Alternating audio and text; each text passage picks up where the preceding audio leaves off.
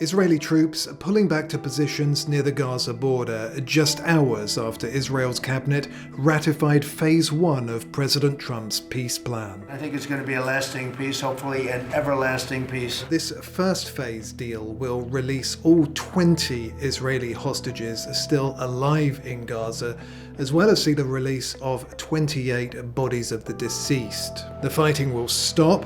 Meanwhile, the US will send 200 troops to Israel to help facilitate security and the flow of humanitarian aid into Gaza. We don't have any intention to renew the war, but parts of the commitment is, for example, the disarmament of Hamas, that they will lay down their arms and so on. It's a remarkable turnaround of events, with Hamas giving up any remaining leverage it had over Israel.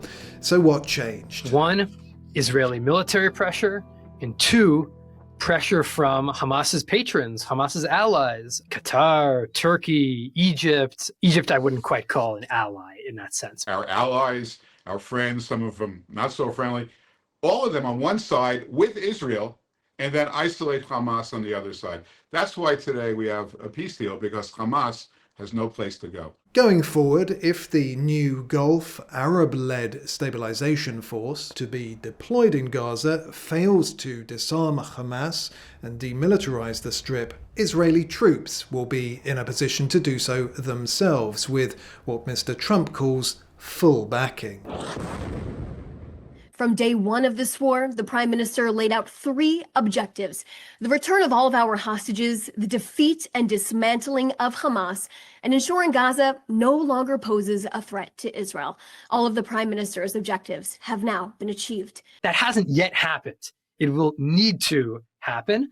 But I think what this deal provides is that Israel and its troops can remain in a position to try to secure those outcomes even after its hostages have come home. So how did this peace arrive after 2 years? Well, the dubious theory of Israel's critics is that President Trump finally squeezed Prime Minister Benjamin Netanyahu. It is an interesting argument, but it cannot account for 2 things. First is these Hamas concessions. The hostages will come back. They're all coming back on Monday. That's what got this deal done. And that wasn't achieved by pressuring Netanyahu, by pressuring Israel. That was achieved by pressuring Hamas. Second is that this deal, releasing all the hostages at once up front, that's what Netanyahu said he wanted. Right. And that's what he ended up getting. Crucially, it was Mr. Trump's unencumbered support for Israel that succeeded where then-President Joe Biden's pressure on Israel failed. Trump comes in, he backs Netanyahu. He backs Israel and said, all right, you're fighting this war. We're going to give you support for that. And then they gave support for the anti-Iran campaign, for continuing to degrade Hezbollah and fighting the Iranian proxies and continuing to pressure Hamas. President Trump wasn't moved by left-wing protests, by biased international courts, by European leaders who are, making grand statements. The United Kingdom formally recognizes the state of Palestine. Self-interested statements. Je déclare que la France reconnaît aujourd'hui l'État de Palestine. That wasn't working with, Trump. Trump said, Israel, unleash all hell if they won't release all the hostages. And authorized a surgical precision strike on the terrorist chiefs of Hamas. Do you think that the Israel strike on Hamas leaders in Doha sometime back, widely criticized, including by the President of the United States, nonetheless may have sent a message to the ruling Al Thani family in Qatar that, hey, maybe we ought to try to get out of this and end this? It seems like it did. Suddenly, the war was brought home there. This in itself may not have been enough, just this threat. But then, of course, there's how Mr. Trump played it.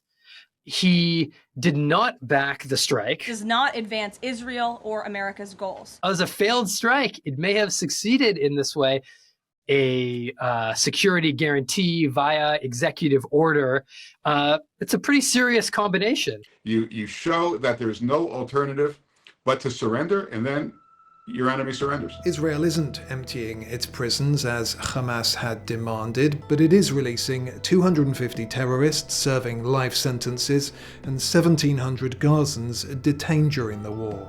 Could that seed a resurgence, a future attack?